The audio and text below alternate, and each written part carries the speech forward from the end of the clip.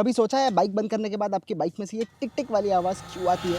ये आवाज़ आती है आपके बाइक के एग्जॉस्ट के कैटालिटिक कन्वर्टर से। इस कन्वर्टर का काम होता है आपके बाइक के एग्जॉस्ट से निकलने वाले हार्मफुल गैसेस जैसे कार्बन मोनोऑक्साइड को कार्बन डाइऑक्साइड में कन्वर्ट करना, और इसके लिए ये पलेडियम जैसे अलग-अलग मेटल्स का इस्तेमाल करता है। सो जब आप गाड़ी चला रहे होते हो, गर्मी से ये मेटल्स एक्सपांड हो जाते हैं और बंद कर देने के बाद ठंडे होकर ये अपनी साइज पर वापस आना चालू कर देते हैं, जिसकी वजह से होती है ये टिक टिक टिक टिक की आवाज़। अगर आज कुछ नया सीखा तो स्वाइप लेफ्ट करके मुझे फॉलो ज़रूर कर लेना और इस रील को अपने दोस्तों के साथ ज़रूर शेयर करना।